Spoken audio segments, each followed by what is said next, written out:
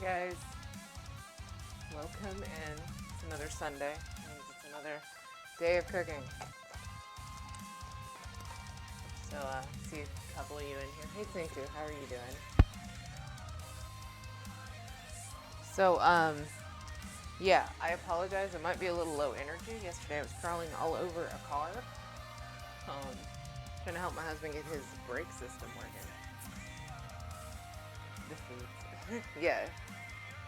So, if you didn't see, I put out a poll. You saw the hand pic. Yeah, my hand's got a. Yeah, listen. My hand's got a little torn up. You can tell. It's okay. Hey, what's up, Crow? Thanks for the lurk. But yeah. So yesterday I was crawling around a car. My back kind of hurts. I'm old. Shit happens. So we're doing something that's a little easier, but something that's been asked of me for quite a while, actually. So if you guys don't know, Rufus, which I know the majority of you do, he's one of my best friends I've ever had in my life. Amazing guy. If you've ever gotten a chance to talk to him or hang out with him, I don't care if he's in here or not. But he is definitely somebody you should go follow if you haven't. But he is an amazing dude, and he's actually Persian. Not just Persian, but Persian is like his main identity that he gives for his nationality. I guess not nationality. Anyways, he's Persian, which is very evident by his beard. But one of Rue's favorite things that he does is not cook, for one, and for two, making rice, which is funny because everybody who has known him knows for a long time that Rue's not good at cooking. I taught him how to make grilled cheese. Hey, Apollo. I taught him how to make grilled cheese not too long ago, and that was an interesting experience. But the one thing he's always talked about that he can actually make is rice. Like if you ever ask him, it's the one thing he can always make. And so he talks about the stuff. It's called tadig, and tadig is basically crispy rice. So basically, you make rice, and then you're going to take some of the moisture out of it, and you crisp the bottom of it. And it's a very like traditional Persian recipe. So he's talking about, he's like, you should make tadig, you should make tadig. And so I was like, all right. So I put on my Twitter, I said, hey, do you guys want me to just give in to Rue and actually make Persian food? And I had 100% yes. So, you know, like, obviously I had to. And so, yeah, I'm going to be making tadig, and then one of Rue's other favorite recipes, which is jojeh chicken? Jojeh. I think I'm saying that right. He's told me like 6 different ways, but he also says juju and stuff. So I'm gonna go with jojeh chicken. So if you do exclamation point recipe, you can see the 2 recipes that I'm working on.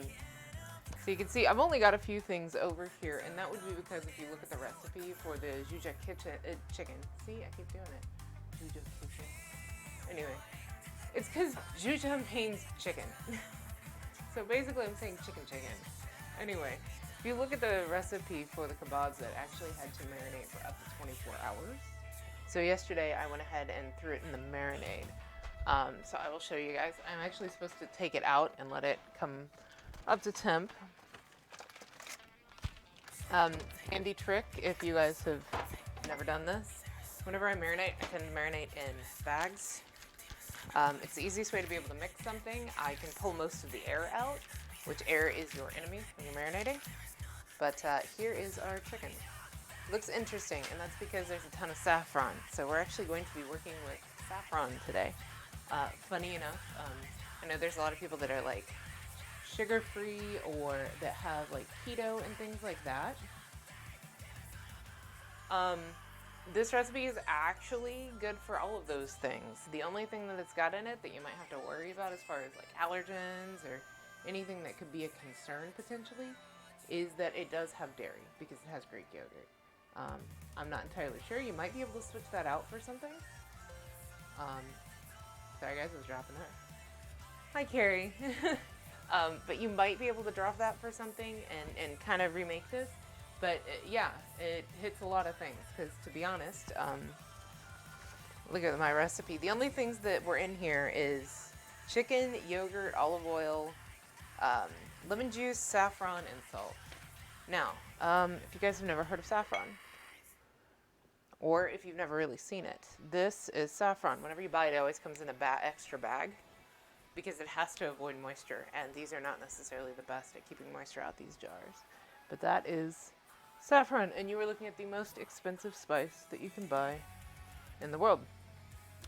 This little jar that you see here, as you can see, here I'll take it out. Upon closer inspection here, it's little threads. It's actually roots, is what it is. Or no, it's the stamen of a flower, if I remember right. So basically, like, you know, when you open up a flower, sometimes there's a little, like, fibers that stick up in the middle. That's what this is. It's the stamen of a specific flower. So it's hard to collect. It's hard to get, and this little bottle right here was $16. So that tells you what saffron is like. So it's not something that people use a lot. What people use instead, I have some in, I don't need to grab it though because I am using it, is turmeric. People have heard of turmeric probably. Might just be me. Touch too loud. Okay. There you go. That should be better. I was kind of messing with my audio levels again, because that's me. Hopefully that's better. But yeah, so saffron, like I said, really expensive. It's an interesting thing to work with because you don't just take these threads and throw it into something. Like, you're not going to cut it up or chop it up or anything like that. That's a waste. The only way you can get the flavor out is actually a way that's called blooming, which I'm going to show you guys. But, say you wanted to actually make this and you're like, I don't want to spend $15 on saffron because I'm probably never going to use it again. That's fine. What you can do is just, like I said, use turmeric in place of it. It's not going to taste the same, but it gives you kind of the same flavor. It gives you the same coloring. You get kind of the same vibe from it. It's just not going to be quite the same. There's a reason saffron's so expensive. And it is good. And it has a very distinct flavor. But once again, it's not cheap. So there's two ways to bloom saffron if you've ever messed with it. One of the ways is to put it over ice. Basically, you're going to grind it up in a mortar and pestle, which I'm going to do for the rice. But you grind it up into a powder, and then you either put it over ice or put it in hot water. There's, like I said, those two methods. People go back and forth on which one's the best one. Supposedly, you get more flavor from the ice because you're not stressing out the herb, whatever. So with the chicken, I went ahead and did the ice blooming method, just because I had time to do that. So we're going to do the hot water method instead for the rice. Throwing a lot of info at you guys, but hopefully you're understanding it. So we have our mortar and pestle. Hi, Cable. Could you not be there? No, you're going to be there. It's fine. You know what? You're featured today. So this is a mortar and pestle. If you guys have never worked with it, the inside has a texture to it. It's not smooth. Like, you'll see they're smooth, and you can kind of tell. The bottom of this, which is the pestle, or this is the mortar, this is the pestle. The bottom of that also has texture. So basically what it does is the two textures rub against each other, grinds things up. So for the tahdig, we have to start with our saffron. Once again, this stuff, expensive. Don't waste it. They say to do a teaspoon of saffron threads. As you can imagine, this stuff being in the state that it's in, not very easy to measure. So we just kind of are going to guess at this. And I'm going to do, like I said, don't waste it. This stuff's expensive. So we're going to make sure we get every thread in there. By the way, I apologize if you hear the hawk in my backyard or the dogs. I have my window open because it's actually a really nice day. Make sure we get all that knocked down so I don't lose any. Pull the air out.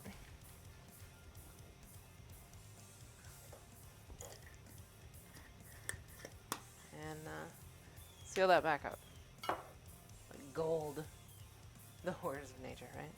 But yeah, so you see I've got some saffron stuff in here. As you can tell, I actually ground some yesterday. Saffron will stain everything you own in your entire life yellow. Just for note. So, basically, you're going to get threads underneath the pestle and just kind of grind back and forth. And you can see it's already breaking up. I actually find this noise very relaxing. Oh, hey, what's up, Drek? How are you, man? But yeah, you can see it already breaks down into a bit of a powder here.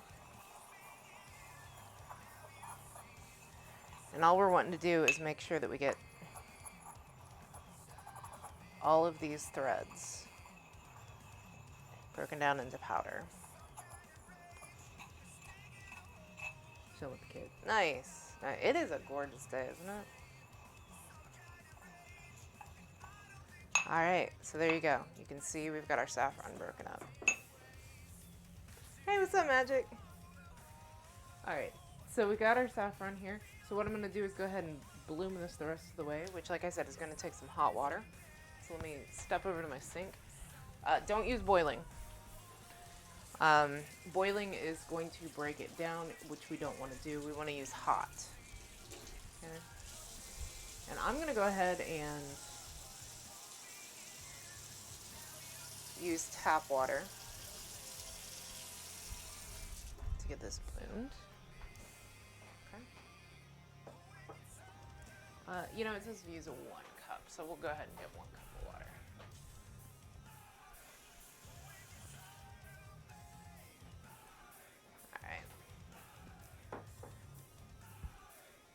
So I use 2 different bowls. The statue always scares the crap out of me when I enter it. She's watching over the kitchen.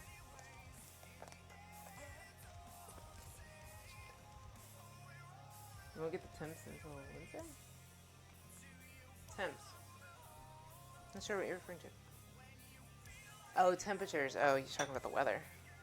So this is what I do, just because I find this to be the best way to get the most saffron. All right, so we've got our saffron in here. Obviously, it's a powder, which means it's hard to move. So I'm gonna put a little bit of water in there. All right, and I kind of move this around. This will scrub some of the saffron off of both the mortar and the pestle.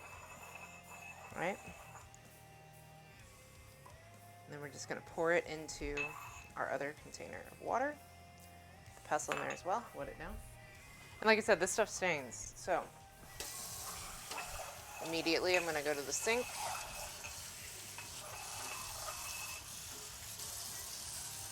Wash out just rinse out my mortar and pestle. For note, if you do end up with a mortar and pestle, the easiest way to clean it is use salt. Grind it. Yeah, I am deglazing it basically. As you guys can see, maybe it is starting to kind of cloud up. So that is it blooming. But yeah, so that is saffron blooming. Soundproofing. Making, hey, I love my raccoons. Yeah, yesterday we were playing Minecraft. Magic, Torvy, Rue, and I. If you were in Torvy's stream, he actually had a thing where you could donate and he would spawn random creatures. Like for 100, you would get 2 baby zombies with leather hats so they wouldn't burn. May have done that a couple times. They're also named after you, which is the greatest thing. I think Carrie's is still running around in our swamp. I found it, and it led me to a pink treasure chest, which only leads me to believe that Carrie was watching out for me. Anyway, so next thing we're going to do, this is going to sit for a couple minutes and let it bloom. Like I said, it's letting the saffron come into flavor. Because if you would just throw the threads in there, like it's not going to, you're going to get barely any flavor. But this is going to pull all of it out into the water, and then you can use the water to actually season stuff, right? So our next thing is we need to wash the rice. You do this to get the starch off the rice, and this will allow the rice to actually have the correct texture. If you don't wash your rice before you use it, sometimes you get kind of sticky rice, which if that's what you're looking for, cool. Like you would think sushi rice, but no, they actually rinse the hell out of that stuff and they add other stuff to make it sticky. But if you find that your rice is sticking and you don't want it to, like you want it to be individual grains, but it doesn't do that, probably what your problem is. You need to rinse your rice, and you always rinse it until it's clear. So, technically they say to do this in a sieve. I don't use sieves. So what you can do instead, if you have it, I just have a colander here, and I'm putting cheesecloth in it. Having more chickens now. Yeah, we do have a lot of chickens now. That's because I needed them to breed my raccoons. We also have a snow leopard now. Yeah. Okay. So, I am making 2 cups of rice. This is probably going to be a huge study. I'm probably going to have to call some people that are local and be like, hey, come get some of this rice.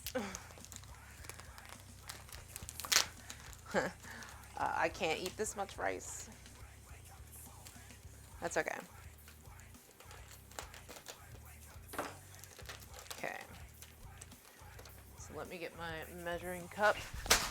Or let me spill rice everywhere. No, wait, let's see.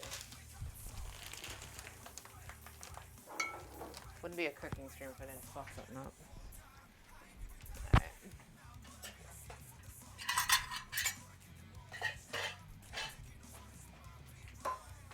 Damn you, physics. So, let me get this stuff up real quick. So I'm not stepping on rice the entire time. Anyway. But yeah, we, playing with one called Feed the Beast Endeavor that Torvy was running. And still running, actually. He has a server running, so that's why Magic is on it right now, I assume.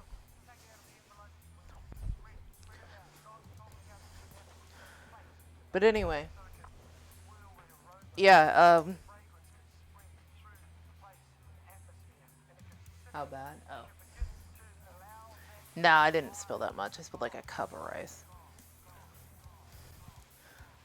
That's okay. I will finish sweeping that up after stream, so you guys don't have to see me cleaning my kitchen. Yep, you're on it, yeah. What is Carrie eating? Oh. She said she was making food. Alright, anyway. Yeah, this thing said easy pour spout, and then I cut it where it told me to, and it was not an easy pour spout. So, thank you, Mahatma. I was told, by the way, with this, that you could use either jasmine or basmati rice. I went with basmati because I guess it's the more traditional one.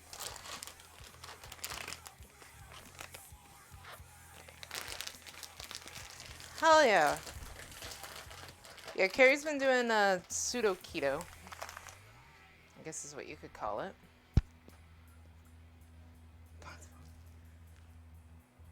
Budding the weight loss. Nice. Butt crop. Oh, it's so beautiful.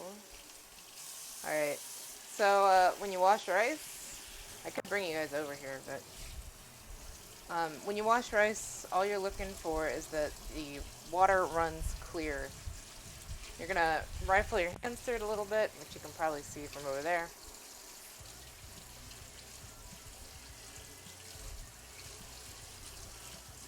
Just rinse your rice. My cheesecloth is not cooperating. It's okay.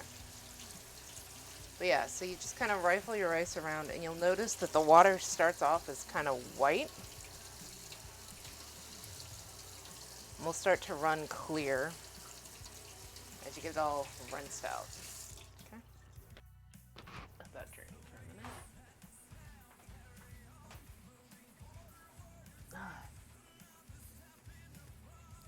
Yeah, Carrie's amazing. Motivation and shit, look at that. Okay, so the water is running clear with our stuff now. So in a large pot, we're gonna put 8 cups of water. I got my large pot here. Go ahead and get my cup measure I used for the rice. I'm gonna put 8 cups of water. Let this come to a boil.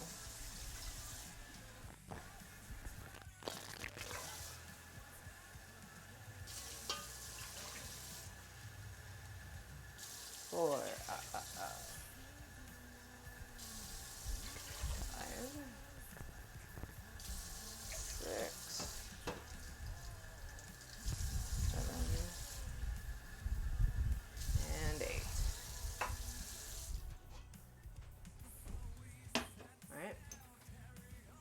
says to go ahead and salt the water now,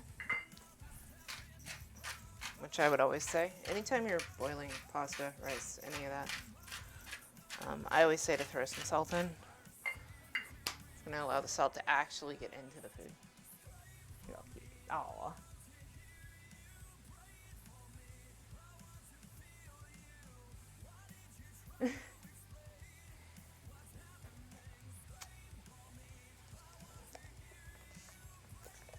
Hey, you know what? You got there in the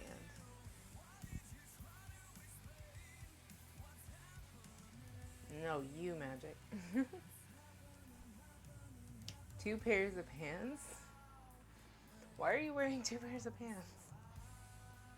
Why would anyone wear more pants than you need to wear? Like, I'm wearing pants here, but like, it's because I'm on stream. I just feel like you're doing all that you don't have to do. There's too many, right? Okay. So while we're getting the water boiling and while this is finishing blooming, as you guys can see, it starts to coalesce. It's kind of cool to watch, actually. But as that's going, we're going to go ahead and prep the rest of the stuff we need for the rice. Now, I was talking to Rue. He was talking about how this is normally, like, he does a very simple version of this. Hi, honey. He does a very simple version of this where it's just basically rice. Like, there's nothing added to it. I'm doing a more complex version that has, like, yogurt added to it and stuff. But one of the things is that I need a cup of dried cherries. So let's get our measurement here again. And my shopper for Instacart let me down and did not get my pistachios. So we won't be garnishing with pistachios, but thankfully that was just a garnish. So let's get a cup of dried cherries. If you are a sugar-free person, I would recommend not doing this. Pro tip, the majority of dried fruits have a lot of sugars. So, actually, you know what? I think this bag is just going to be, yeah, we're just going to say the whole bag.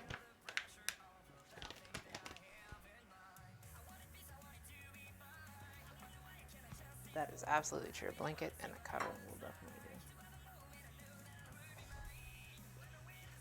do. Pair of unknown pants and pants.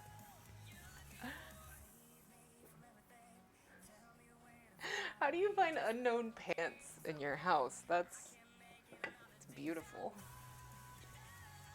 Persian foods. Yes, it's Persian foods. This is in honor of Rue, even though I think he's not here yet because he's probably not awake. Or he might be working on something. Anyway, so, once again, this is dried cherries. We're just chopping these up. Pro tip. Once again, you're working with something sticky. Do yourself a favor and spray your knife. Should keep it from sticking as much. So we can actually slice. Of course, I say that and then it's like, no, we're still gonna stick. It's okay. It's gonna be a messy, rough chop. It's fine. Dried cherries are like the stickiest substance in the world. But how are you doing today, Grim? Are you not playing?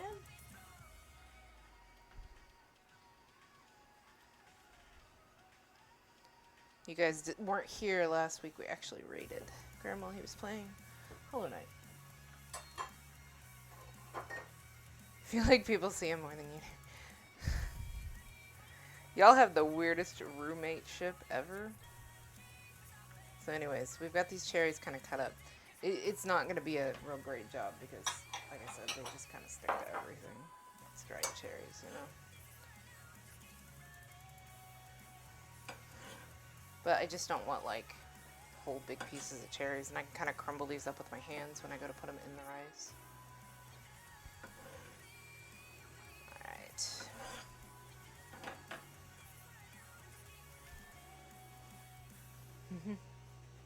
Woke up super late. Oh, you're starting later. Okay. My ass looks amazing in them. Hell yeah. That's the way to be, Apollo. I'm sure your ass always looks amazing. Okay, and then I need the zest of an orange. Actually, we can go ahead and cut up our... Hey, Dorby. We can go ahead and cut up our butter as well while we're here.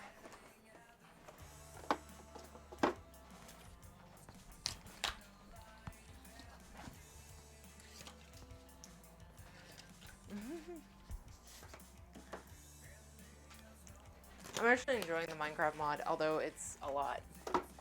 That I'm really annoyed that I can't figure out how to tame every goddamn animal in that game. Because I wanna.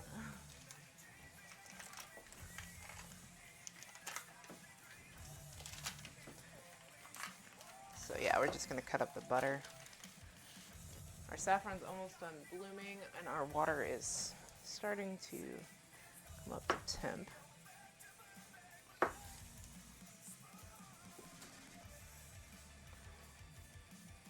So it says on this recipe you can use 4 to 8 tablespoons. The person said they usually use 5 to 6, so we're gonna go with 6 for a little extra richness. Your phone is in the pocket of the first.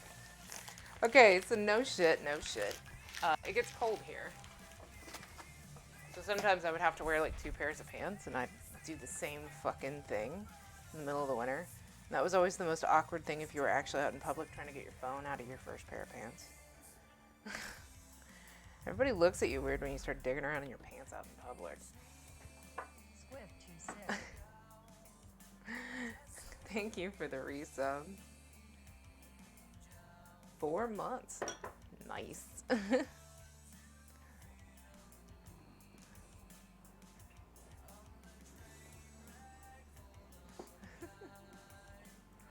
When are you starting your stream, Radiator? For you, those of you not in on that joke, Radiator and Grim Perilous are the same person. One is our company account. One is personal. Okay. So I just got our butter. I just cubed it up here.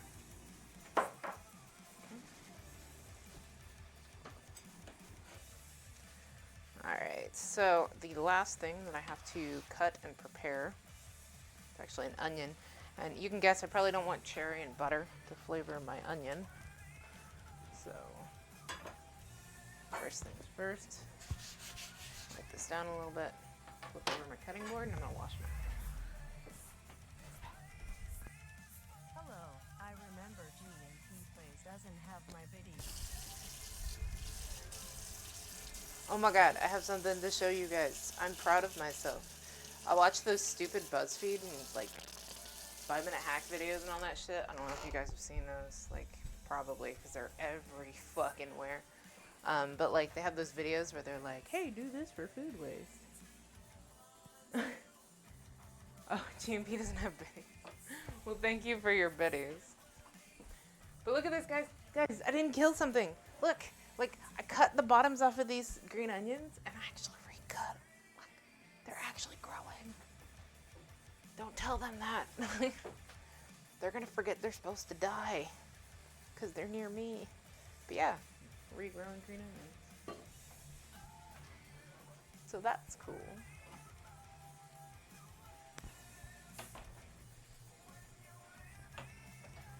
Okay.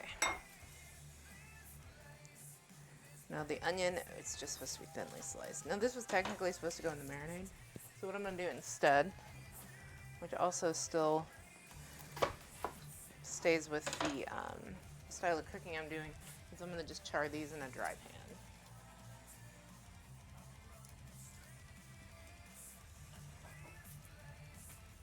Because I realized I was just having rice and chicken if I didn't add something else. So I was like, I should probably add something.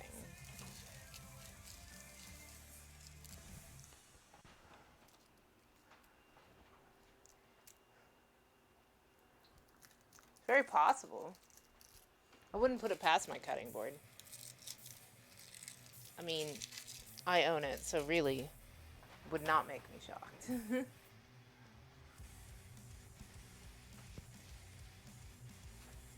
Now I'm curious where. I mean, I've been cutting on this thing. I think I've had this thing for like 10 years. So, probably seen a lot of shit. Oh, get off the last of that. Pull that to the edge, and then we're just thinly slicing.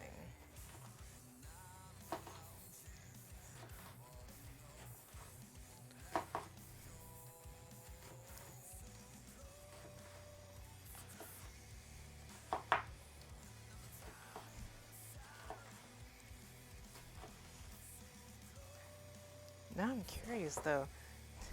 Damn, now you got me wanting to look. Left side of the center of the board. Left side. See, the problem is my camera's like set in a weird way. The left side technically would be this side. I don't see it. Oh well. Oh, is it? Oh, it's under the onion now. Okay. I'll have to look when I move the onion. I think I don't need a whole onion though. Yeah, half an onion. So the rest of this onion.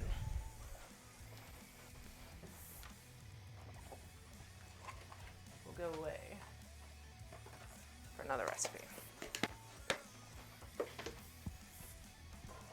Under the onion. I don't see it, but it could have been a wet spot. Okay, so what I'm going to do, our water's still not quite to boiling point. I am going to, like I said, I'm just going to char these in a dry pan. So I will show you what this looks like. You know, typically in a pan you would put oil, but when I want a good char, I don't bother with oil. This is an older pan. I apologize for the marks. Promise it's clean. But we're going to get it to a good temp. I think that's all of our stuff prepped that we needed. Just waiting on the rice at this point. The chicken's not going to take long. It's going to take a couple minutes, so we're just letting it sit. But like I said, it's supposed to come up to temp. While we're doing that, I guess I can go ahead and get orange zest. Just have a microplane here. I guess I could show that to you guys instead of a dry pan, right? Because this collects actually in the microplane. If you guys have never seen one of these. Also this orange, if you've never seen it. Told Carrie what I call this, which is a nipple orange. Teehee. It's actually called a sumo, and these are like the sweetest oranges. If you ever see one that's got like this little top on it, they're so good. Like, best fucking orange ever. Yeah, microplanes are kind of cool like this because it just collects all the zest up top like this. And I don't have to worry about it. There we go, we got some more zest. Alright, see ya. Nipple oranges, yeah. Yeah, I got nipple oranges. Okay, this one's not as prominent, but like, seriously. You don't... Come on. Man, I'm only like 40 minutes into stream and I'm already talking about penises on my cutting board and nipple oranges. It's a me stream. Hi, welcome to K. Or Squiff, whichever one. So, I was thinking about it, and I was like, is there something I should talk about today? And I was like, you know, I was working on cars, maybe I should talk about cars. So, let me tell you guys a story of my car that I named Jesus. Alright? I have this car. This is my second car. My first car that I ever got actually got stolen the first day I had it. I lived in a shitty neighborhood growing up. Well, I went to school in a shitty neighborhood, I should say, because it got stolen at school when I was 16. But My first car I ever had, I named him Jesus, and this is the reason why. So he was a 1985 Chevy Celebrity. You can look it up on Google. These cars are fucking huge. If you've ever heard the term of calling like a car a boat, it's a boat. Like they kind of float. They are fucking huge. But anyways, so it's this Chevy Celebrity. So Jesus was a celebrity. But what would happen randomly is that my car would die anywhere, anytime, no reason. Like it didn't have a reason, it would just die. And when it would happen, I would put the car in my driveway or whatever. I could try to screw with it, fuck with it, try to fix it, whatever. Nothing ever seemed to do any help. Like it didn't help. You could never fix it. But if you just left it alone, or even if you messed with it, after 3 days, for some reason, miraculously, it would start back up. So it was my car that would resurrect in 3 days. So the same with Jesus. Because if you don't know the story of Jesus, that's his whole thing, right? 3 days, he's back up. So Jesus was pretty great. It was a pretty reliable car, so long as you kept the 3-day rule in place. And like, you may think I'm talking about like this happened once or twice. No. Not even kidding. This happened to this car 5 times. Happened while I was in college. Happened when I was in high school. Happened multiple times. So, Jesus was my car. It had another name, but you know, at the point where it's literally resurrecting, I had to switch its name. Because, of course, I name all of my cars. Because I name everything. Pets, inanimate objects, whatever. Anyway, so it was the 6th time that Jesus decided to pull his stunt, his shenanigan, if you will. And I was on my way home from work. And all of a sudden, Jesus stopped. Stopped working. In the middle of a bridge there's this place in Kansas City called the Plaza, and it's like the huge, bougie, rich, like, $1 million home area, right? And there's a bunch of bridges that go over this lovely creek and all this shit. Well, I was driving through it, not because I lived there, but because I worked on the other side of it, and so it was the quickest way between. My car stops in the middle of the bridge, and I'm like, ah, crap, really? We're not doing this, are we, Jesus? And I am a broke bitch. So I don't really have like a way to get my car home.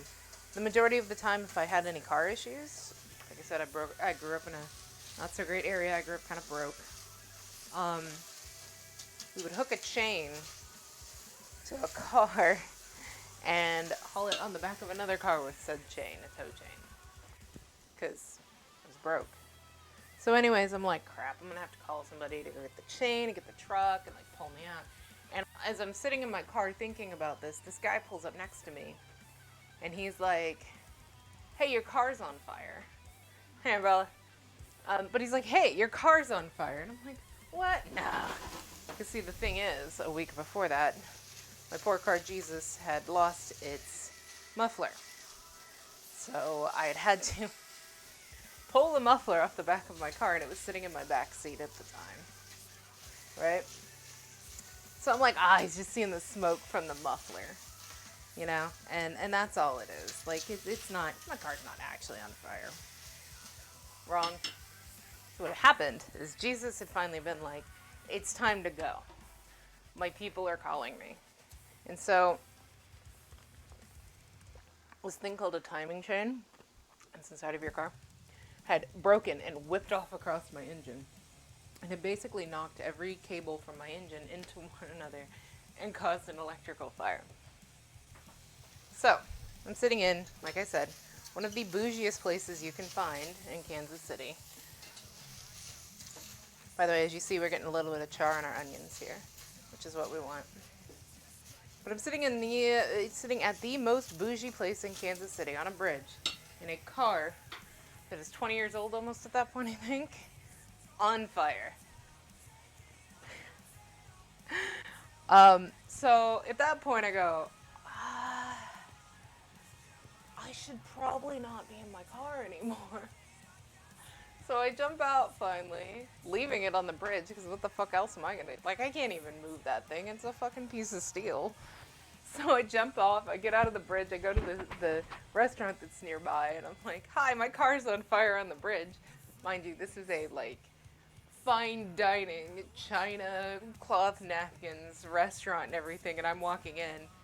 Yeah, Wolfie. So I'm walking in talking about my car being on fire, and they're like, uh, okay. So I call somebody, my car finally goes out after blocking the bridge. By the way, it blocked the bridge for a good 45 minutes, right at 5 o'clock, so prime time for all of these bougie ass people to be driving by in their, bins and shit. Um, and, we get my car out, and I'm not even kidding you when I say it caught fire, but it actually turned back on 2 days later. I ended up selling it because I was like, I can't keep a car that caught on fire. But 3 days later, the mechanic had it at the shop, and he's like, well, I did some replacing of the cables, and it did turn on. And I was like, you know what? I'm just going to sell that to you. You can have Jesus. Yeah, so that was my story of Jesus, my car. Like, he replaced some of the cables that caught fire, and it actually would turn over. He was like, I could get this running again. I'm like, you know what, Jesus, we had a good run. Because I actually bought Jesus on my own as a teenager, yes. I bought Jesus for very cheap. I think Jesus was like $350. So, Jesus was a cheap car, and I was like, you know what? You've done me well. It's time for you to rest. It still worked. Yeah, I guess. I have some interesting car stories. Like I told you guys, the first car I ever owned did get stolen. The first day I owned it. You guys want to hear that story while we're waiting on some stuff to go? Turn back on, yes. These are turning less into car stories and more into I was broke and this is the shit that happened to me when I was younger. It's okay. Okay, so our onions look pretty good here. Like I said, I got a little bit of char, I got a little bit of brown on those. Those are just going to go with our kebabs when we actually get ready to switch to the kebabs. Let's pull those onions off. So you guys want to hear the story of my first car? Also, we may not be joined by my co-star, the smoke detector that's far too close to my kitchen today, because I have the window open. So, sorry for that if you guys were waiting for that cameo. Also, I've debated that when I do turn on the smoke detector, maybe I have to gift somebody a sub inside a chat. I think it'd be funny. 54 years old and has less problems than Jesus. Okay, to be fair, I had Jesus for 7 years. So it's not like I didn't have Jesus for a long period of time. Smoke detector. Oh my god, I should make that. Like a little noise effect or whatever that's my smoke detector. Yeah, for those of you who are new to the stream, hi. But also, my smoke detector is literally right next to my kitchen, which is the worst idea ever. And it is an ultra-sensitive one because it's wired into my house system, so it's actually looking for heat, not just smoke. So if I get too hot in the kitchen, and especially because like in the winter I have to have everything closed up, my smoke detector will go off. And so it likes to make cameos during my stream. But I would totally make a smoke detector sub alert. That'd be great. I may have to switch out my sub alert noises. This water is like, screw you, I'm not gonna fucking boil. Look at that. Watched pot and all that, right? Although let's switch over to that for now, just so we have something to watch.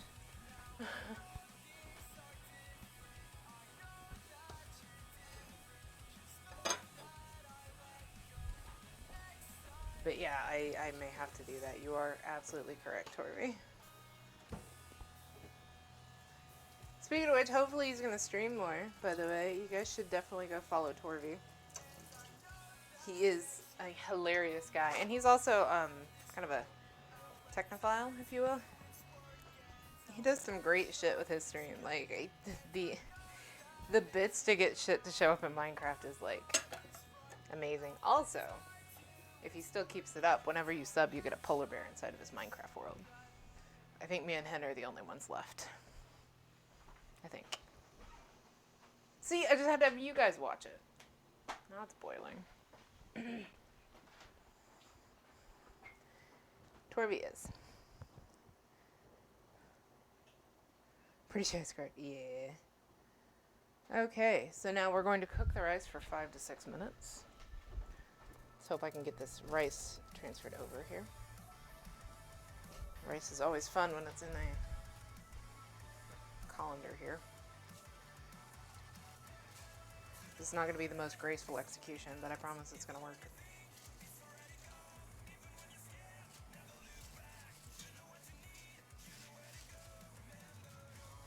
I really should get a sieve if I used rice more, but I don't use rice very often.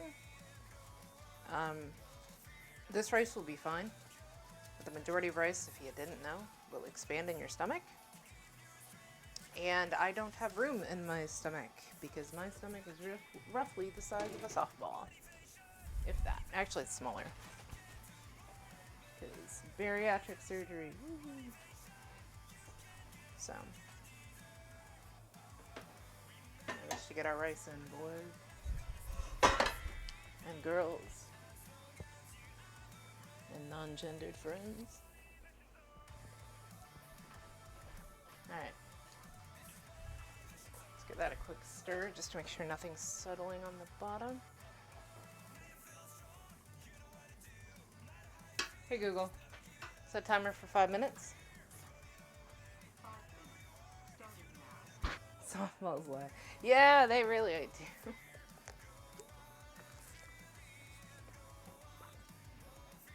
Yeah, my stomach is actually, I think, about that big. It was 2 years ago, so my stomach has definitely gotten bigger than it was. But I will say when I first had it, it was smaller than my fist.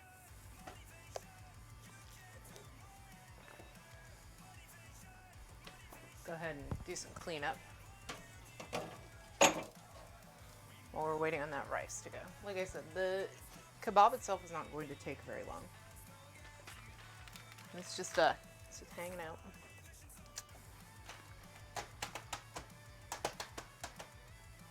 Sorry. Anyway.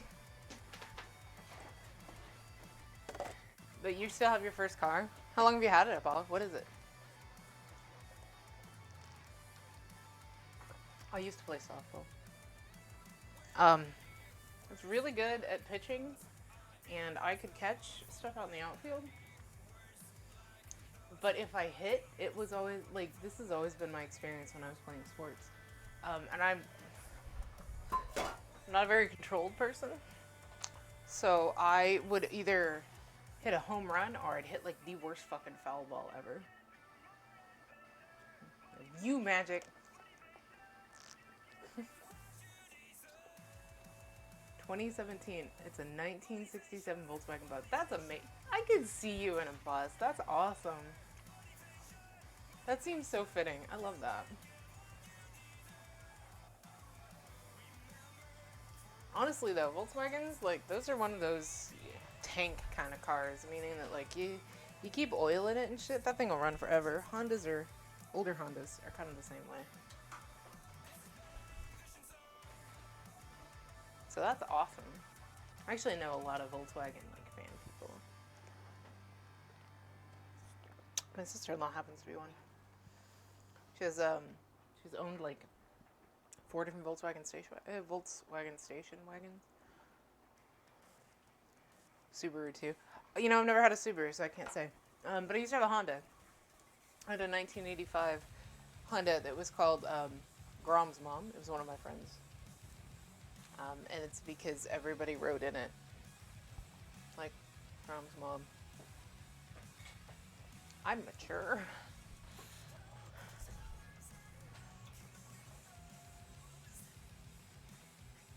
Anyway.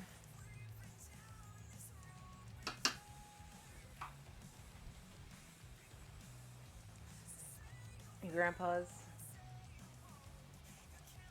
Porsche. There's a Porsche engine in your Volkswagen. That's beautiful. Especially if it's an old Porsche engine. That's fucking awesome.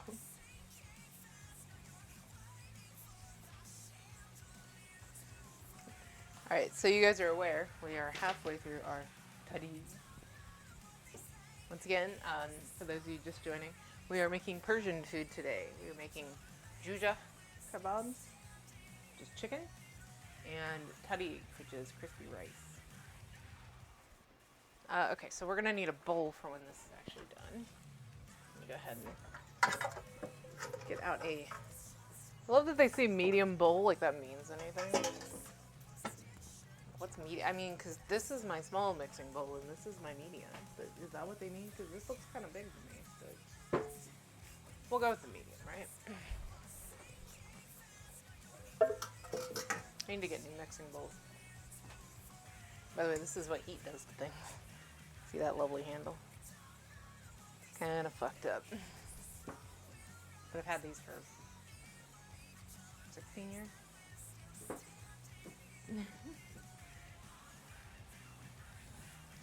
Okay, so I will go ahead and put the stuff that's supposed to go in here.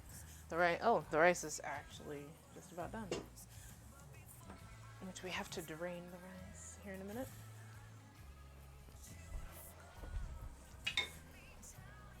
Give it one more stir. By the way, another tip. If you see a ton of this, you can see like there's some foam. If there's a ton of foam that's foaming up, that's when you know you didn't wash your rice enough. Like this has a little bit because I did rinse it, but I didn't rinse it like completely thoroughly. But it says that you don't have to rinse it till clear. You just rinse it a couple times. You should be good. Hey Google, stop. Okay, so there's our parboiled rice.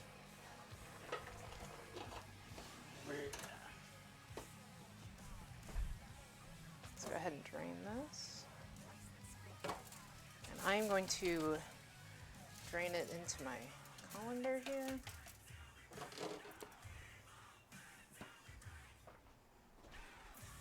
Let's not burn myself, huh? Torvald's doing nothing. It's probably running around.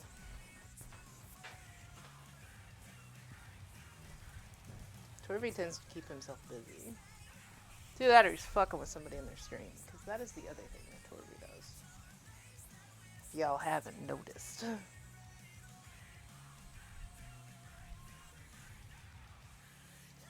He actually, and some of you might have seen it, he actually was fucking with one of my friends the other day, Mr. Crit Fumble. He was a really good guy, if you haven't followed him. That's another person. He's very entertaining, very positive person. If you want somebody in your life that is just full of positivity, he's most definitely that. One of the most positive people I've ever met. Okay. I think that's about all the water we're gonna get out of that.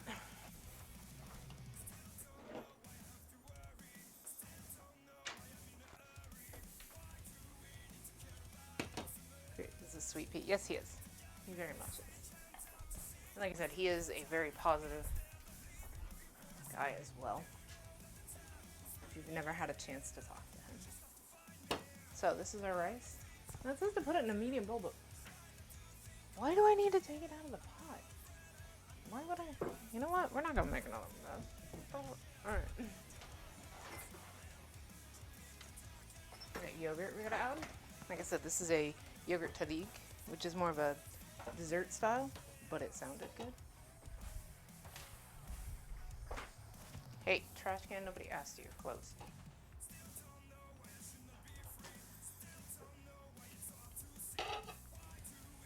Okay, so this is our, like I said, par-cooked rice. Like, you don't want it completely done. I'm gonna taste a grain. Yeah. Still got a bit of a chew to it there. That's what we want. Okay, so we're going to mix in a cup of Greek yogurt.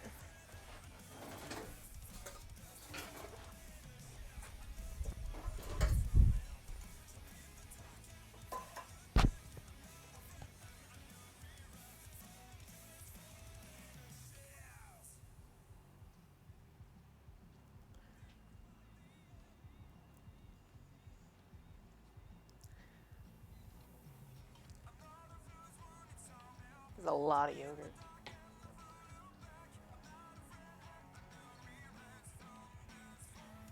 Okay.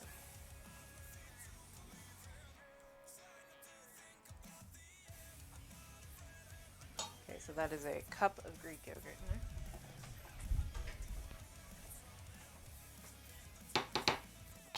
That in there in case I need anything to stir with. Okay. What else are we adding into there? Yogurt, grapeseed oil. So this is another thing, you guys. This is an interesting thing if you've never messed with it. Grapeseed oil. So grapeseed oil is actually what's called a neutral oil. If you've ever noticed when you cook with like olive oil, things like that, it tends to have, there's nowhere to open this. Anyways, it tends to have a flavor to it. And it lends its own flavor. A lot of times the olive oil is a flavor that you want inside of your food. But there is oils that have no flavor, which are the neutrals. This one is one of the most popular neutrals. So basically it's not going to put any flavor, it just does the job of like what an oil does, which is emulsifies, stops the stickiness, etc. So this is going to help with the browning, but it's not going to add a flavor to the rice. Sometimes I feel like I'm giving you guys lessons that you don't need, but I am like this when I talk about cooking.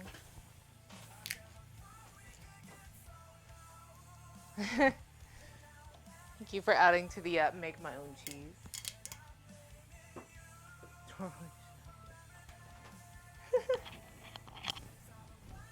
Rue's fine. But I hope, at least on occasion, you guys find like the cooking tips that I put in useful. Try to say things that are not like well known. Thank you for contributing again. Make some mozzarella. Oh, so here's another interesting thing. This is 2 tablespoons of grapeseed oil. In June, I will be on vacation with some people that will have gotten their immunizations or their vaccinations at that point for COVID, or have already had COVID, so that we're not doing like a super spreader event. There's only 7 of us, and we've kind of been in the same COVID circle anyway. Aw, that makes me so happy, Apollo.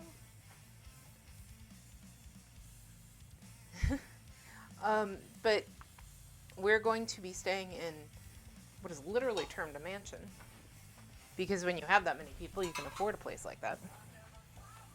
I think Rue's going with us, and I'm going to try to do a cooking stream inside of that kitchen, because it's so fucking pretty. I'm not 100% certain on who all's going, but so in June, yeah, I'm going to be doing a cooking stream, and what I'm going to try to do, since I don't think he's here. Let me check my viewers real quick, because I know that some bitch lurks. I can't. Anyway, well, screw it if he's here or not. I'm going to try to talk Rue into being on the cooking stream with me.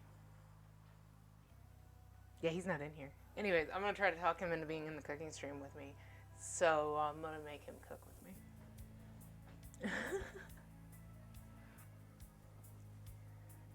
Troll the cooking stream, yeah. Bully Rue into being the cooking stream. Yes, that is exactly, I plan on doing that. So when we're staying at the mansion that we're going to, it has a movie theater and a concession stand. What the fuck? But anyway, when we're going there, I think I'm going to bully him into it and make him be on a cooking stream with me. If you're there. You know what? I'm all for you lurking in the background, Carrie. All for it.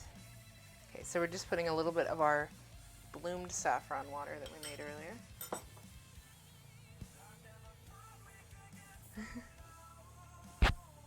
Yeah, I'm seeing Carrie could possibly be there. That's permitting stuff. But yeah, this place has like a movie theater. Maybe I'll do like a tour too. It has a movie theater and like a fucking gaming room and jacuzzi tubs and queen suites and gigantic table and a 2-oven kitchen. Like this place is huge. Blatantly avoid the camera as usual. Yeah. Pretty standard. Carrie has to be. I would never force somebody to be on a stream. However, I'm totally down with if Carrie wants to sit on the far side of the camera and make comments while I try to teach Rue how to cook. But I'll see if I can bully him on the camera. And I only say that because I know he'd actually be willing to do it.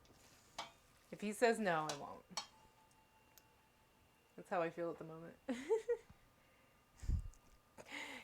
A Nerf gun. Yes, we were talking about it. We may take Nerf guns into said cabin place and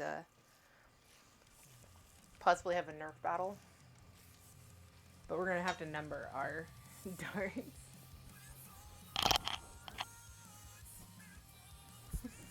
But I figured it would be great because I'm trying to teach Rue how to cook for himself. I know he probably hasn't made grilled cheese since I went to Iowa and taught him.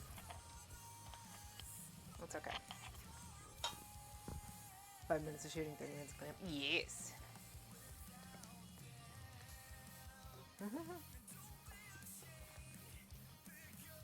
You've never played with a Nerf gun? Oh my god, I have an entire collection. They're great. Yeah, and we can limit the Nerf to whatever rooms so that if people don't feel like being part of our Nerf war, they don't have to. Also, we're going to have to do that anyway because this place is huge and I don't want to collect Nerf darts everywhere.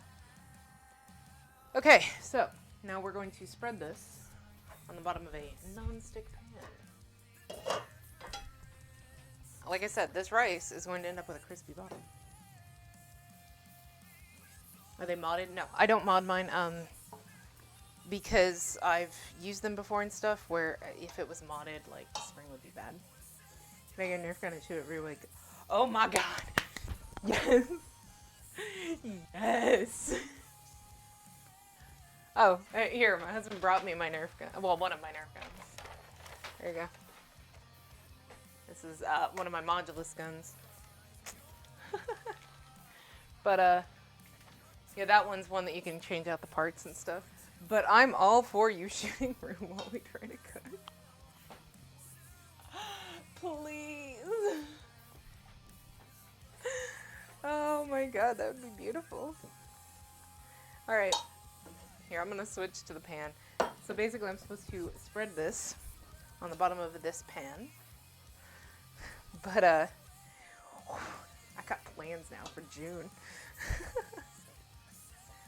I got such plans. Every time he apologizes while he's trying to cook. I'm gonna have to put that stream up on fucking YouTube or something. Keep it for prosperity's sake.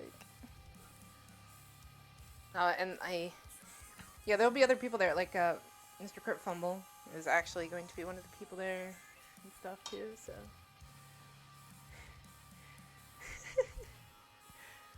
Rue's gonna be shot to hell. Yeah, he will. Love it. Okay. Anyways, so I've got one layer of the rice here. And then I'm supposed to put tablespoons of dried cherries. I'm gonna spread them out. Like I said, I chopped these roughly. Some of them are probably a bit bigger than I want, like that one.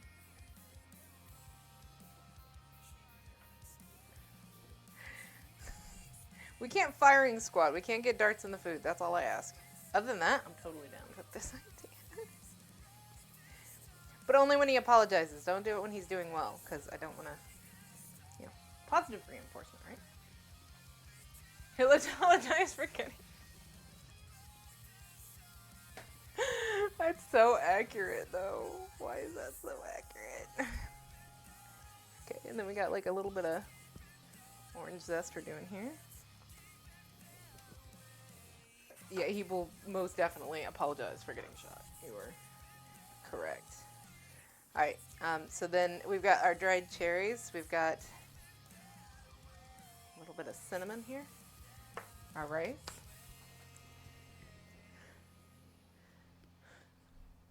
You don't understand. I have a ton of Nerf guns. I even have some fully auto.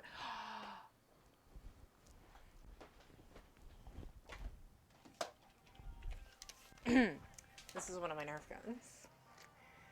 Carrie, I think you're gonna have to shoot him with the Diva Nerf gun because I feel like that's only appropriate, right?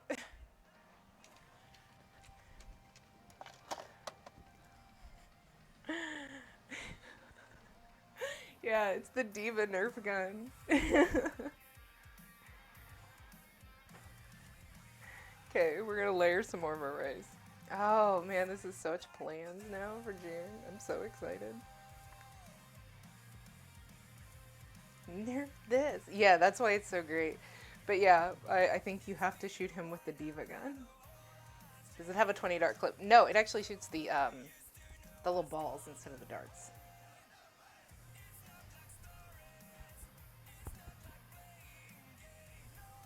Yeah, so okay. Around here, we used to have a tradition whenever somebody moved into a new place. Everybody would pack up their Nerf guns, and either the place that we just cleaned or the place that they were moving into but hadn't moved into yet, once everything was out, we would have a Nerf battle. So, I have a lot of Nerf guns for that reason. I mean, there's other reasons, but it's a good one. 20 clip? No, I think it's 5. Alright, so we're repeating this. I am so excited about this idea now. Like, y'all don't even understand. Now we're not doing the fully automatic Nerf, okay? Once again, I don't want to have to clean that up. You declare fraudulent. I'm sorry. They're not completely accurate to the game. It's still a really cool fucking gun. My hands are so sticky. I'm licking them. Good thing I'm going to be cooking this. Sorry, cherries taste good. I also haven't eaten today. Alright. So we got our cinnamon here again. But yeah, Wolfie will actually be there. Like I said, hopefully Rue, Mr. Crit Fumble, and then you might have seen him around. Friend Tag, or Tagarung, who is named after some books. You have not seen them. Redwall. Mm-hmm. Yeah, no fully auto. Right. Okay, and we're just going to do this another time. So we're kind of just making a layered rice here. But yeah, no fully auto. Because I don't want to have to find all those darts. These are cleaning deposit on the thing because it's full of Nerf darts.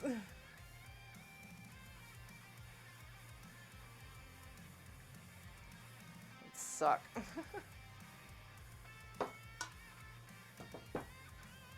Now the only thing about this rice, getting back to the cooking aspect, that might suck is that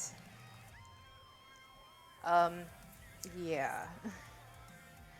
I hope this nonstick is real good nonstick, because otherwise this rice ain't coming out, because I am packing it in. By the way, if you guys have ever seen this pan and been like, it's kind of a nice pan, it's actually a cheap pan. It's from Sam's Club. They actually have like restaurant grade stuff, because they're technically made to be a restaurant supplier. You can actually get cheap, good kitchen stuff there if you're in America. Not that Walmart is the best company ever to support. Prefer Costco. But if you happen to have a Sam's Club, yeah, they can be. Back when we used to do catering, me and my husband used to do barbecue catering. Sam's Club was our go-to on a lot of things. So I don't have much rice left, so we're just gonna get the last of the rice in here. I don't have enough for like another layer or anything. I want to make sure we're not wasting any.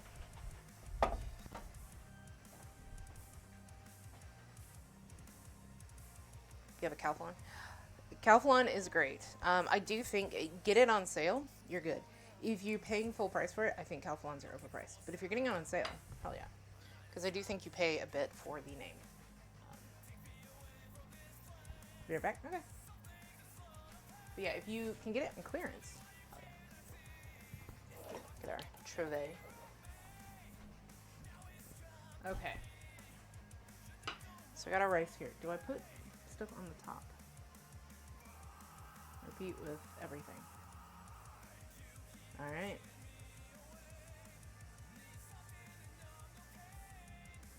Finish by dotting the top. See, I still have like cherries and stuff left, but I think we're just gonna leave it as is. I'm actually okay with not putting a ton. I know I keep tasting everything, but you're supposed to do that as you go on. Get it? Yeah, Calphalon is good. Like, they have good quality. It's just like I said, you're paying a bit for who they are. But if you can get it at a good price. I have a few Calphalon things. Some of them were gifts over the years and stuff like that. But storage is holiday. Okay, so we're gonna put a little bit more of our orange zest on top here. We're actually just gonna get rid of the rest of our orange zest. That is the one thing that sucks. If you have a more oily orange, which Sumo is, sometimes it will stick to the micrograter a bit. So just try to get as much of it off as we can. There we go.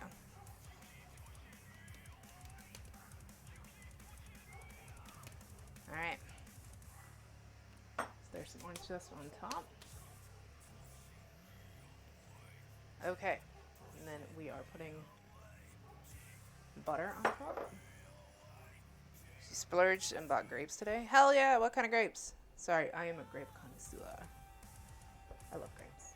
But yeah, we're just putting our cubed butter on here.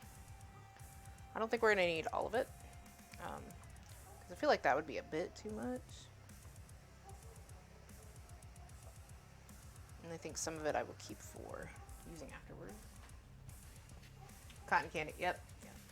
I have cotton candy. Cotton candy grapes, y'all ever see those and you've got the money? Splurge. They're so good. So good. All right. But anyways, so since I cut everything into 4s, that means that instead of using the full 6 tablespoons, I used 5 on this. I love grape. Yeah. Actually, funny story as far as grapes go. When me and my husband got married, we were very into medieval reenactment stuff. And so we did a medieval themed wedding. I think he actually wore a doublet and everything. But our table settings, like, you know how people have like flowers and shit as table settings? We said, fuck that. The middle of our stuff was a cutting board with grapes, homemade bread, and cheese on it. Like you would have at like a medieval feast. And so, like, the next morning, we had a bunch of the grapes and the bread and the cheese left over and stuff, so that was actually our breakfast. So I kind of have, like, a thing with grapes.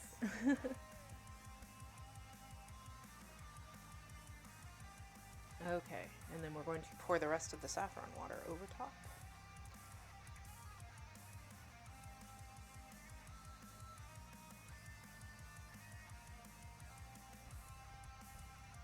That is dope. Oh, thank you. Yeah, I would much prefer to have something useful in a party like that. Okay, so we've got this. Now, what we're supposed to do is take this lid. This is a technique. This dish is going to be insane. Yeah. I'm hoping I'm doing it right. This is the first time I've ever made tahdig. I've had it before. Not this particular recipe or anything. But I've had tahdig before. I've just never made it. So, here's hoping. So now, one of the techniques that you follow, because we want the water to evaporate in this, because we want it to brown, is you actually take your lid. You know what? Actually, we're going to go like this, because I want to be able to see that it says badass boss lady. You take your lid, and you wrap it in a kitchen towel.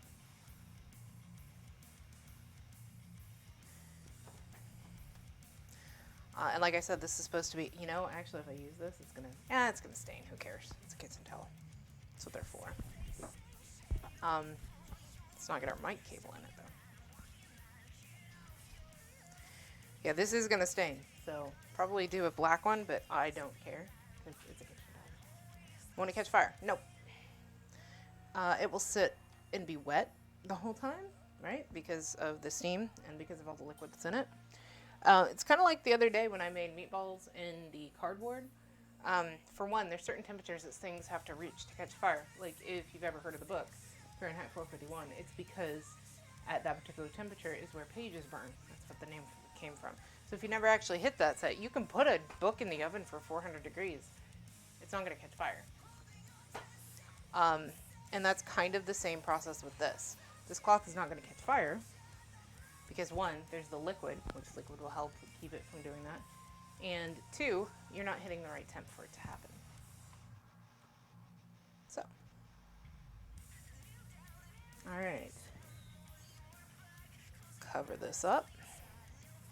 Unfortunately, we don't get to see it happen. We are going to cook this on low heat for 25 minutes.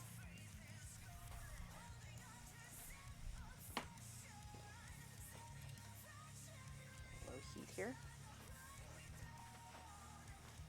That's so cool. Yeah. Yeah, so that's, there's things like that that are actually kind of cool to learn about cooking. Like, I love the science behind cooking. Here you go. I love the science behind cooking because of that stuff. Now, if an open flame hit it, now, obviously flame, right? Flame is going to be higher temp, but you study Farsi? No, I do not. One of my best friends, however, does speak Farsi. He's taught me a couple phrases, but I'll be honest, I am not remembering them right at this moment because I haven't had my ADD medication. But I don't, no. My good friend Rufus is Persian. He sang me happy birthday in Farsi, actually, back on my birthday, which is awesome. But hi, welcome in. Alton announced a new tour. That's tempting. It's very tempting. But yeah, since you just came in, we're actually making jojeh kebabs and tariq. He knows some Farsi. He doesn't speak it fluently or anything like that, but because of like his family and everything, he does know some Farsi. And like I said, at the very least, I know he can sing happy birthday. Jojeh kebabs. So chicken and tariq, which is the crispy rice.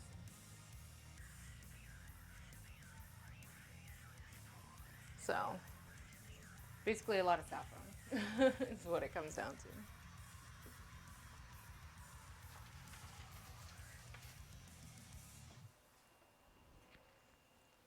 Okay. So like I said, our chicken's only going to take a couple minutes. You're half Persian? Nice. I did not actually know that, Magic.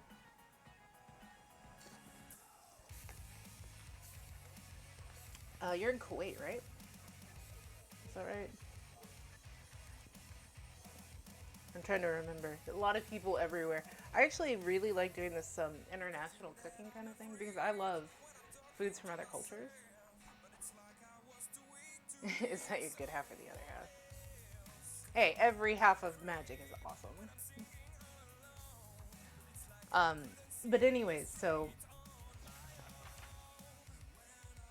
yeah, as far as this goes, like doing international foods and stuff, I think I've talked to Hen about possibly getting some ideas for doing Finnish food, so that might be one of the streams that's coming out. I would love to actually try that.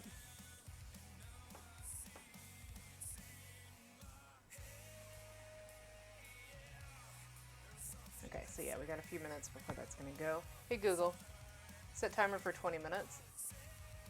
20 minutes, starting now. I don't know if you guys can hear if there's a fire truck going by. Great, nice. That's what I thought. I was trying to remember. Like I said, so many international people, sometimes I get confused. Tiny. Woot Persian food. Also 2 years? 24 months. You're insane. Thank you. Welcome in. How are you doing? How's things? I can't believe that. Have I really been? I haven't been an affiliate for 2 years. Bullshit. Oh, look at that. You can actually see where it's starting to soak up some of the liquid. But that's okay. That's what we want it to do. I can't believe it's been that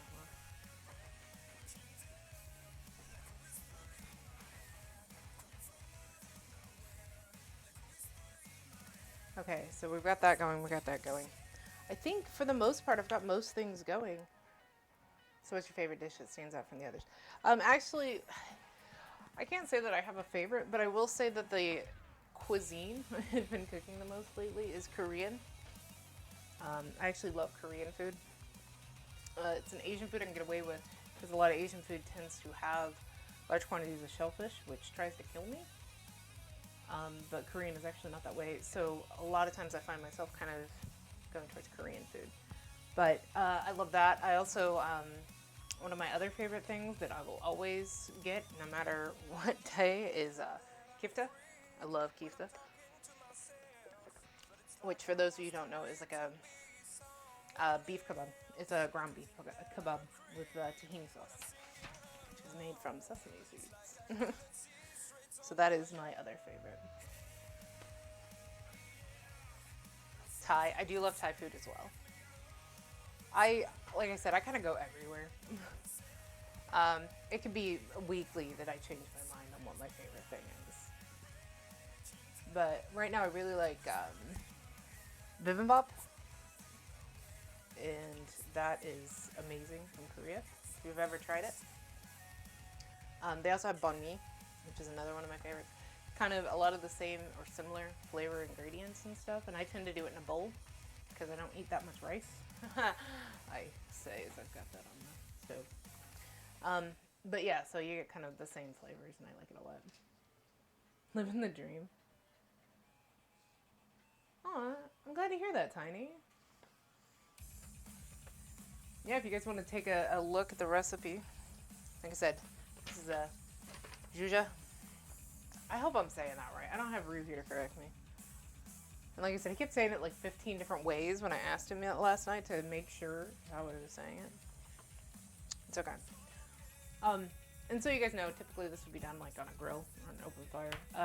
I obviously don't have a grill in the house. I have one outside. That would be really hard to stream. So we're gonna do it on stovetop just so we can do it here. But I would recommend, if you have the chance, to do it in a grill. You find as a person. Oh my God, yeah. Do I have a lot of? Yeah. Tell you what, I'll give you guys a little insight here for a second. This is not all of them. This is my spice cabinet.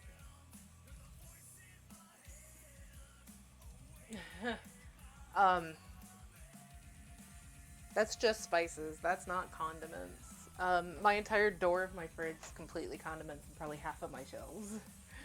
So, yeah. I do find that happens. That's okay, because then you buy like a couple things fresh and you can just throw whatever on it, right? Like whatever seasoning, whatever sauce. It's fine. It's fine.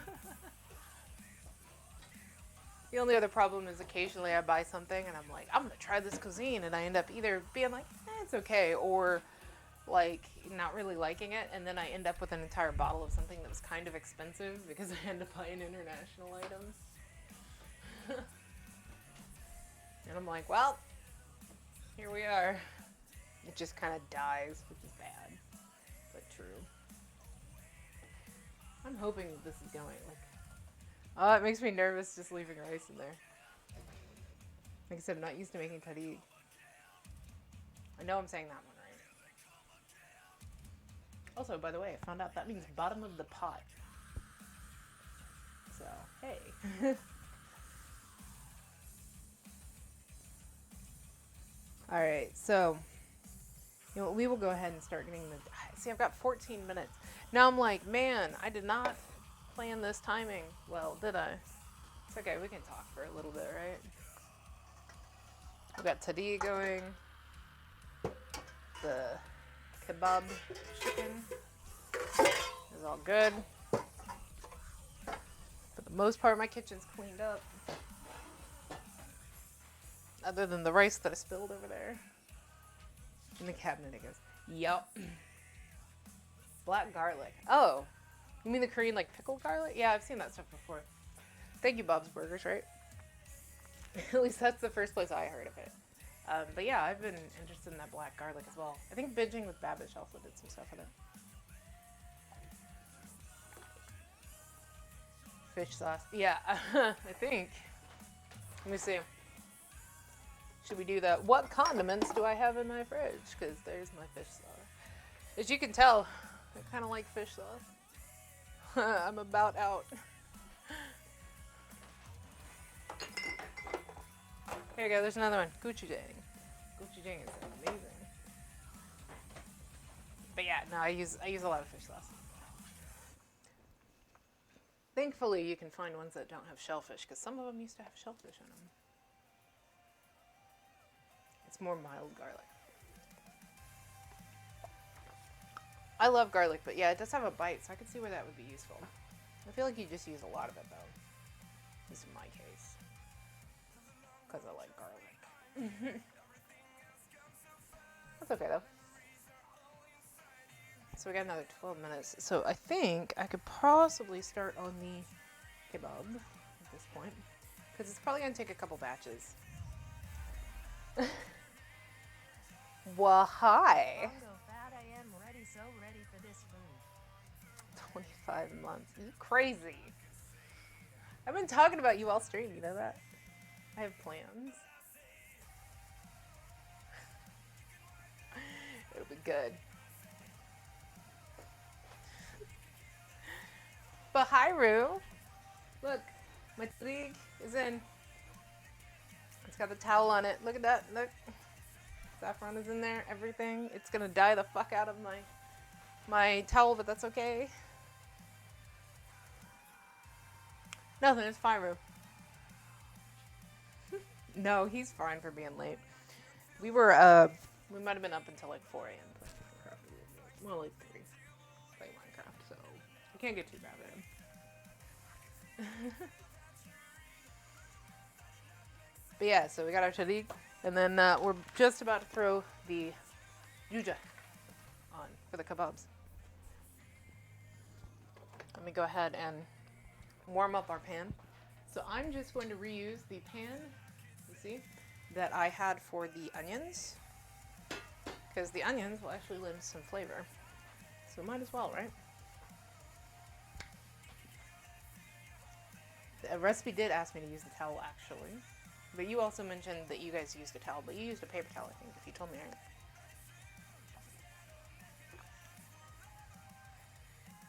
You can be mad at, you know what?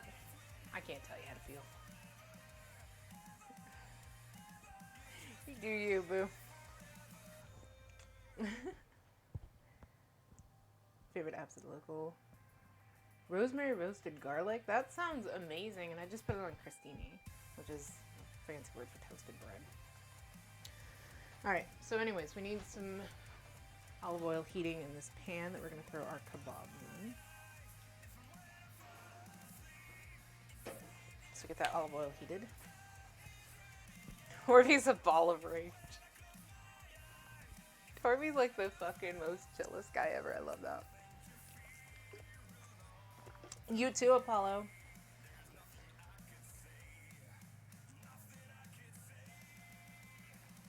You want to use the whole thing? Yeah. Like, I watched a video on it, and this is how they did it. And I was like, alright.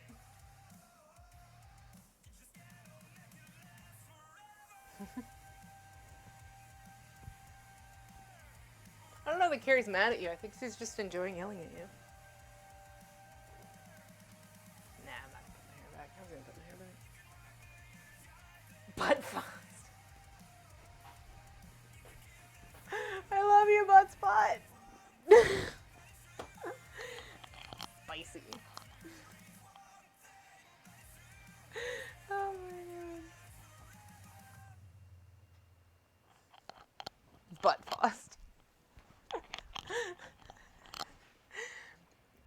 Yes. Alright, so like I said, we got some brown on there, but that's just from the onions. That's true, you made a magic shed. You haven't talked to me in a week? Jesus, Rue. Go talk to Carrie. Y'all roommates. Okay, we're starting to get some heat there. Butt lost. Oh, butt spot. You were the greatest.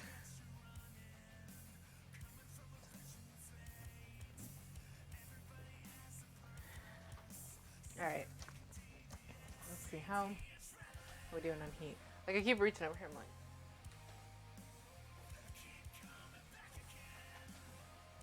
I don't burn my hands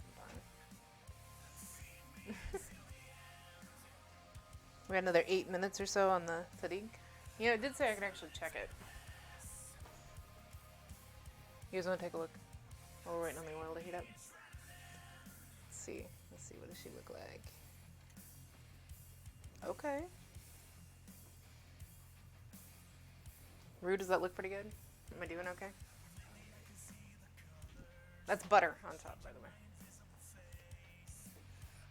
We literally talked the other day, or was it the day before? You know, I know when I talk to my roommate.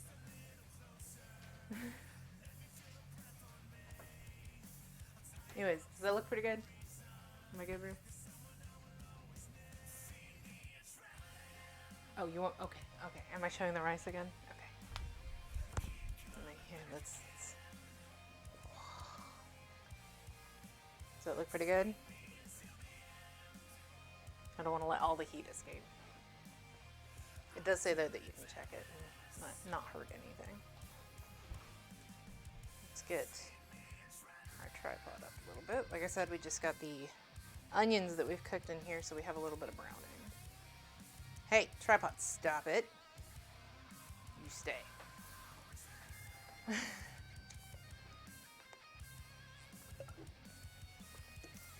Okay.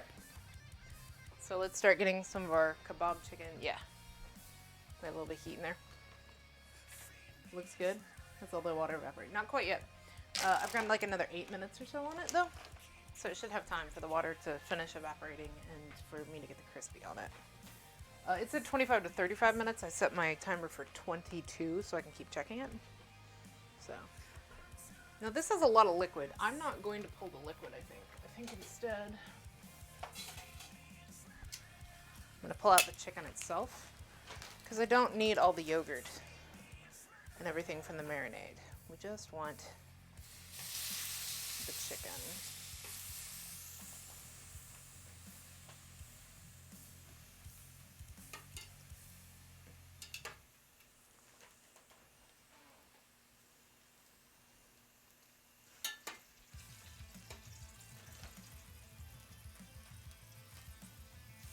By the way, those of us in America, I don't know if y'all happen to see, apparently there's supposed to be a third stimulus check coming. Did you guys see that? Interesting shit right there.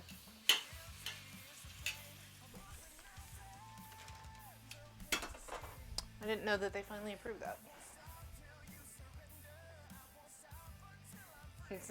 Yeah, I actually said that.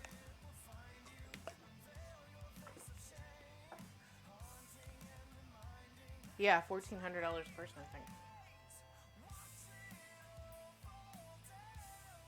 Yeah, they were saying mid-March we should have a third stimulus check coming in. So, you know, it only took them a year.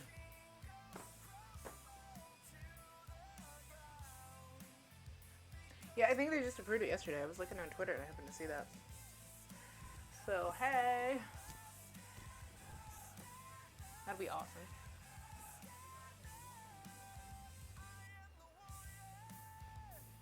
Oh, House to final vote. Okay. So it's not 100%. Damn it, cherries. Stop being good. Keep eating them. So here's hoping. I know there's a lot of people that could really, really use it. So we got our chicken. If you guys see like the coating on that, that is actually a saffron yogurt mix. Houseboat is a formality. Nice. I'm glad. Really glad. Because, like I said, I know there's a lot of people that could use it. I, thankfully, through this entire thing, have had, you know, a job and everything, and will continue to have one. But I know there's plenty of people that have either not been able to find a job or have lost their job, etc. So or even have run into hardships, whether they had a job or not, because of everything going on. So I'm really happy for that. You can use the 1400. Yeah, I mean, I'm never going to turn it down, but thankfully I'm not one of those people where it's like, I need that, you know? They fought for 2,000. Yeah, they were fighting for 2,000, and they were trying to get I think $15 an hour pushed as the minimum wage as well. I don't want to get too incredibly political. I just know that I have a lot of friends that don't necessarily keep up with the news, so I thought it might be interesting for them to know that. You need to do work on your car. Yeah. I mean, there's like, you know, people are like, oh, you're staying home and everything, right? So you're not spending as much money. Well, that's not necessarily true. You know, because there might have been ways that you were making money before that you can't make now, you know? And, like, the price of goods went up on a lot of things, and, yeah. It came down to $800 for the second check, plus $1,400. They had 2,000 accounts. Or $600. Yeah. But, you know, yeah, even if you're working, I think there's still, like, an argument that, you know, you may still need that money. There's a weird world we live in. But, yeah, those of you who didn't know, hey. Happy spring. Happy whatever. Ooh. Y'all hear that? That's the tadig. Starting to sizzle.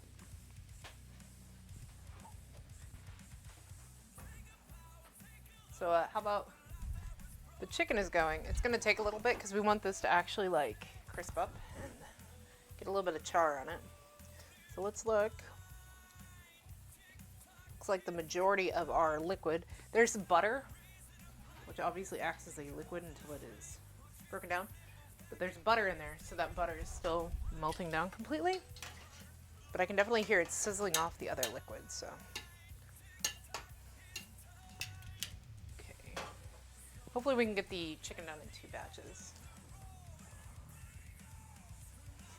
Yeah, I don't think anybody's gonna be like, I don't want money. Yeah, I was hoping you guys could hear it. It sounds so good. It also smells amazing in here. Trash fire of a state. Where do you live, Apollo? Where's that horrible?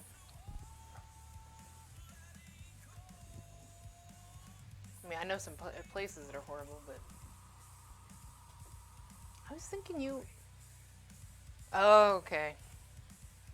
My husband's from North Carolina. I should have remembered that.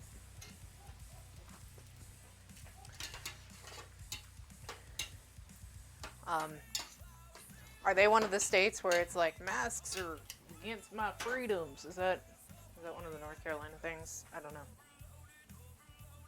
Yeah, my husband's from a little area called Fuquay Varina. Well, his family was from Fuquay Varina.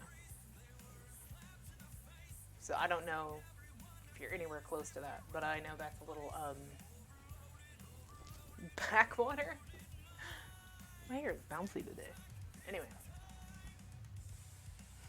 ADD moments. Let's discuss politics. Bouncy hair.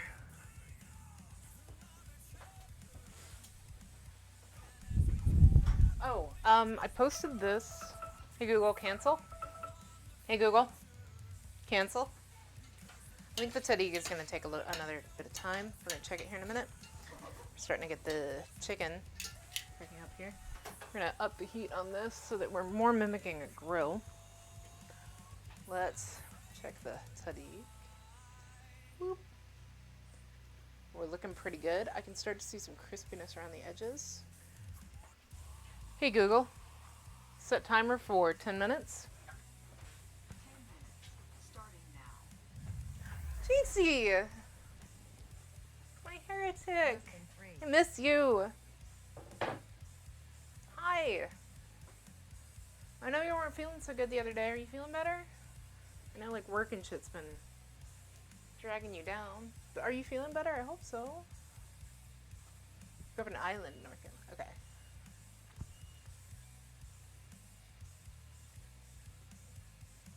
But hi! I have missed you. You didn't need to throw me bits.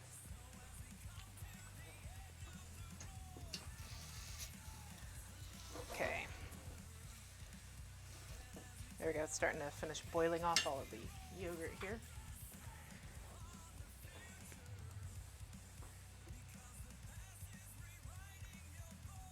I'm good. Oh, you got the vaccine though. Awesome. Miss Butted. But you. Sorry, that's bot. Anyway. I'm glad. So did you get both? Have you gotten both or you just got the one so far? We got some sizzle happening now. There we go. Like I said, normally this would go on the grill. Can't really do a grill for the stream.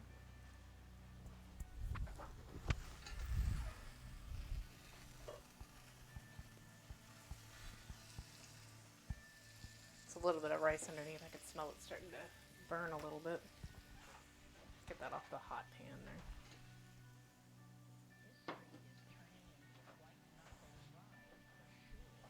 And we're gonna go ahead and turn on a low fan here. Just so we don't make our cameo with the smoke detector. Just the one. It felt rough as hell.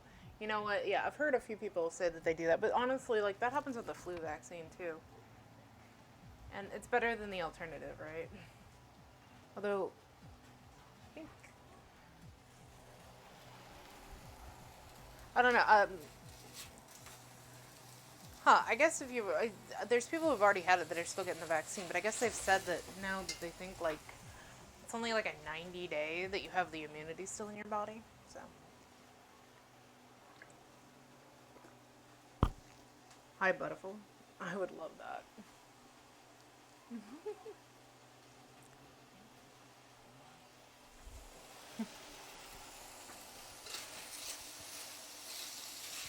Okay, so it looks like our chicken is now cooked, so now we're just trying to do a little bit of char on that. You gotta look at getting yourself. Yeah, I think, so they, like I said this last week, they announced that Johnson & Johnson now came out with a vaccine that's only a 1 round, which is awesome. And so it's moved up everything. I am technically in what's called phase 3 because I work in IT. If you work in IT, you are considered an essential. So mine will actually be a little bit earlier than some people's. There we go. Now we're getting the browning I wanted.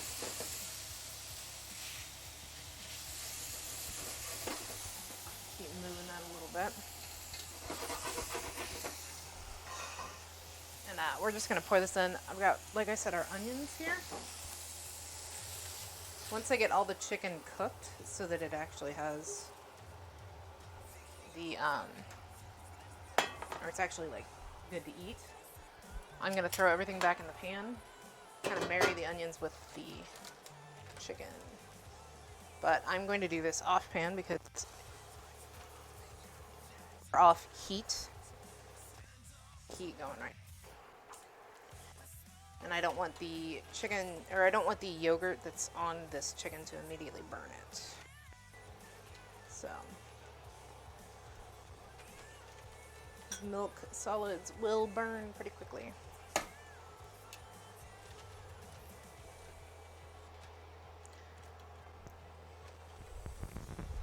That and that way I'm not getting yogurt all over my stove here, because we're getting to the bottom. There we go.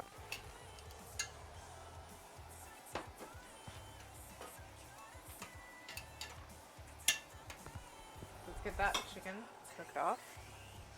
Let's check our sadiq again. There we go. If you guys can see, it's browning around the edges, which means that's gonna get pulled.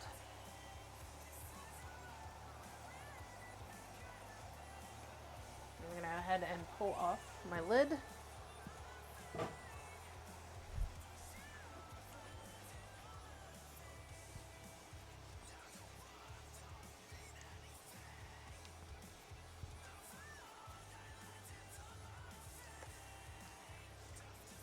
Was that on a trivet? No. The pan I actually put, I just put on the side of my sink. So it was in the middle. Yeah, there's a few places that are doing the single shot, which is nice. Alright, as you guys can see, like it pulls up some of the brown here. Don't let that mislead you. Your chicken's not actually cooked. But it's pulling up the brown so that we get all that flavor from the onions and from the past chicken that has been cooked. Shake that out so that it settles in a single layer. Deglazing, yep.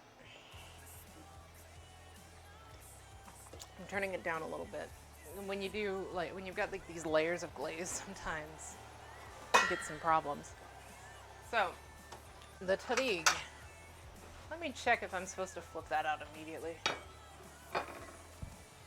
Because I know our next step is to flip it out. Alright. My coffee. I drink a lot of coffee.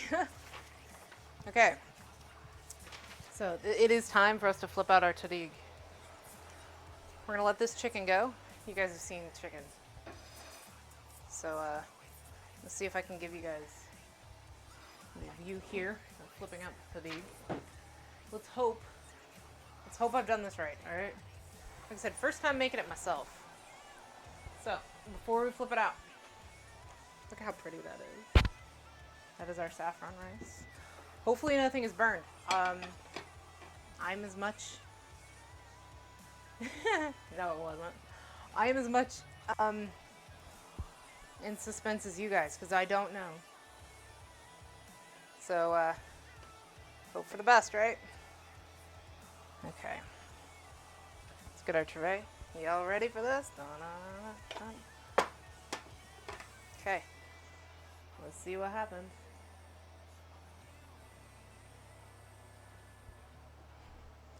I would say that's success. Rue, assist me. Did I do good? Did I do good?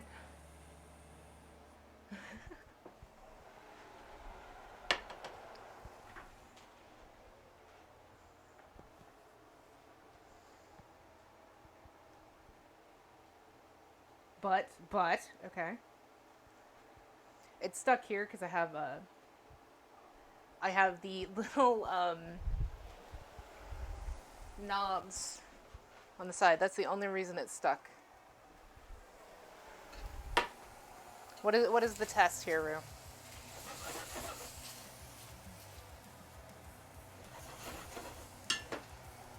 This chicken is cooked. I'm gonna go ahead and throw it and the onions back in. Get my jojeh kebabs finished up here.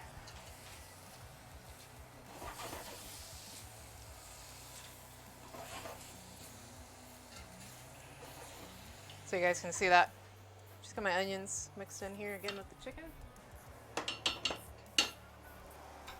Let that get a little bit of crust here. You gotta crack the middle and try both the tari and the soft. Okay? Alright, alright.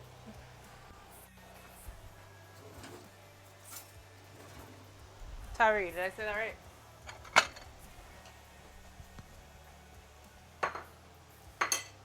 Oh. It's definitely got a crust. You guys can hear it. Actually, it's getting windy outside.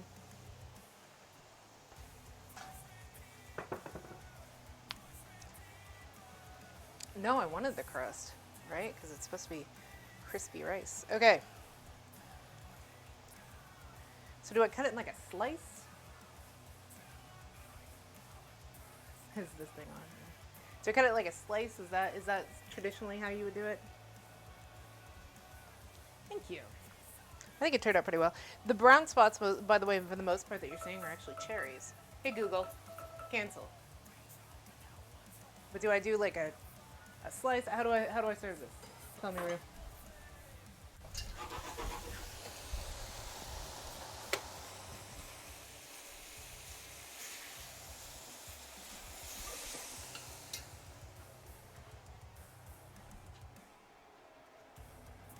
I'm gonna assassinate this coffee. You watch.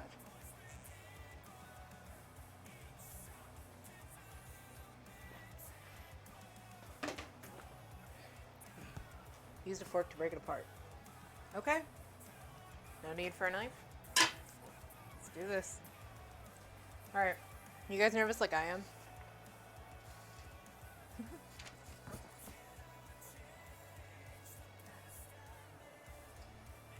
Okay. I'm trying to make something that's traditionally for, or traditional for my friend Rue here. Oh God. Like it's a crust, which is, from what I've heard, good. So if you guys can see, it's actually like breaking the crust.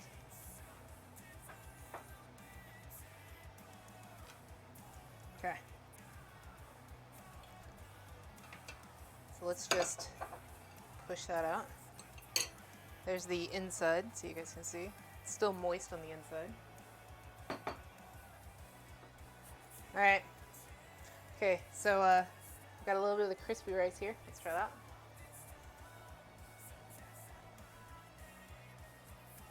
Oh, that's good. Okay. Let me try. I got a little bit of the soft rice.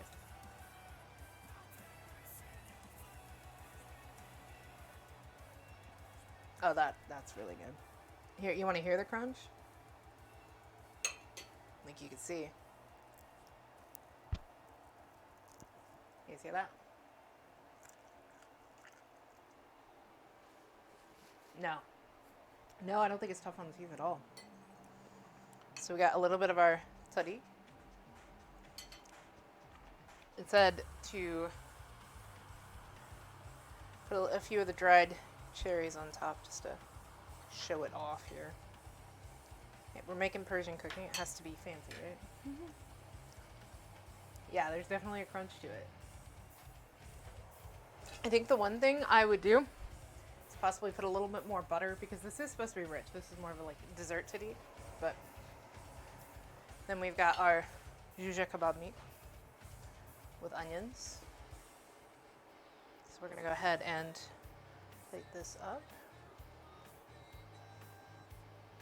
Make it look pretty. So we got a sweet tzadik, which is the crispy rice, and then we've got a saffron chicken kebab. Normally I would love to serve this more on a stick, but like I said, can't really do a grill. So let's do this, and then just for my roux, because if you ever hear him talk about food, this is his number one thing he always says.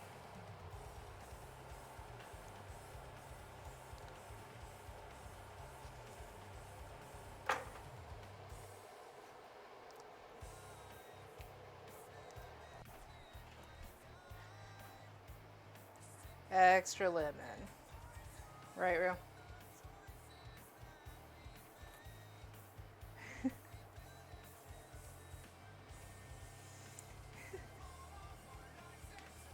So there you go. Did I do it right, Rue? Does it look right?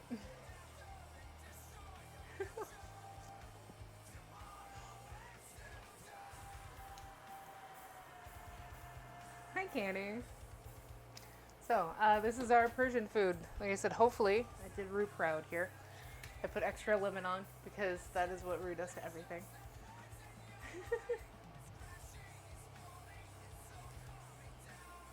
But, alright, Rue, you can't taste it, but what do you rate it from looking? I did. I squeezed it on everything.